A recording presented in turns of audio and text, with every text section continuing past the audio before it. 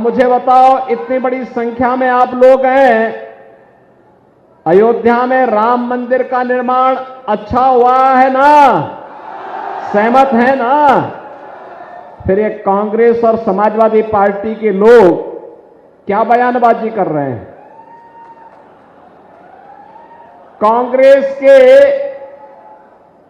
एक कथित बुद्धिजीवी ने क्या कहा?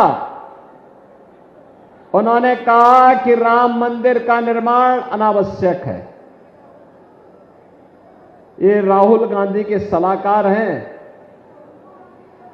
और ऐसे ही समाजवादी पार्टी के राष्ट्रीय महासचिव हैं।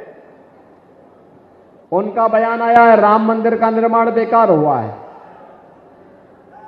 बहनों और भाइयों, जैसे जैसे चुनाव अपने अंतिम दौर की तरफ आगे बढ़ता जा रहा है, चुनाव में भी दो चीजें साफ दिखाई दे रही हैं। एक तरफ जो भारत के सम्मान के लिए, भारत की सुरक्षा के लिए, भारत के विकास के लिए, गरीब कल्याण के लिए बिना भेदभाव के शासन की योजना का लाभ गांव, गरीब, किसान, नौजवान, महिलाएं, समाज के प्रत्येक तबके को मिले। एक और राम राज्य की अवधारणा पर आधारित राम भक्त हैं और दूसरी तरफ भारत की सुरक्षा में सेंध लगाने वाले, अंतर्राष्ट्रीय मंचों पर भारत को अपमान करने वाले, विकास के कार्यों में भ्रष्टाचार फैलाने वाले, गरीब कल्याणकारी योजनाओं में सेंध लगाने वाले, आपकी आस्था के साथ खिलवाड़ करने वाले, वे रामद्रोही भी हैं। जो रामद्रोही राम मंदिर का विरोध पहले भी करते थे और आज भी कर रहे हैं। बहनों और भाइयों, यह अंतर बहुत स्पष्ट आपको दिखाई देगा।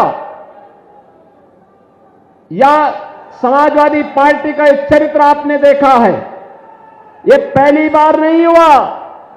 समाजवादी पार्टी तो एक और राम भक्तों पर गोली चलाती थी और दूसरी तरफ राम मंदिर पर, अयोध्या में राम जन्मभूमि पर, काशी में संकट मोचन मंदिर पर, लखनऊ, वाराणसी और अयोध्या की कचहरियों पर, सीआरपीएफ कैंप, रामपुर पर हमला करने वाले आतंकवादियों के मुकदमों को यह समाजवादी पार्टी वापस लेने का कुत्सित प्रयास की थी।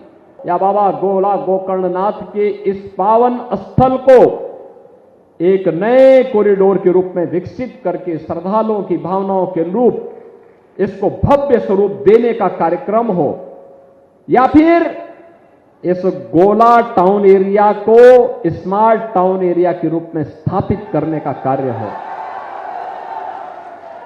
आखिर बड़ी सिटी स्मार्ट नहीं होगी, स्मार्ट गोला भी होगा, लखीमपुर भी होगा।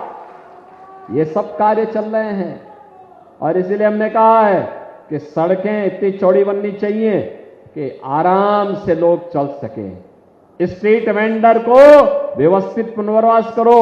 अब कोई किसी व्यापारी से रंगदारी नहीं ले सकता है, क्योंकि रंगदारी लेगा तो फिर उसके लिए जहन्नुम का रास्ता भी खुला होगा। अब व्यापारी से कोई अपराधी, कोई गुंडा रंगदारी नहीं ले सकता। अब तो व्यापारी को पीएम स्वनिधि योजना मिल रही है। इस समाजवादी पार्टी के लोग पहले नौजवानों की नौकरी पे डकैती डालते थे और नौजवान के हाथ में तमंचे पकड़वाते थे। हमने कहा नहीं, नौजवान के हाथ में तमंचे नहीं, नौजवान के हाथ में तो टैबलेट होना चाहिए, टैबलेट। और बहनों और भाइयों, 2 करोड़ नौजवानों को हम टैबलेट दे रहे हैं। हमारा युवा भी स्मार्ट युवा बनेगा।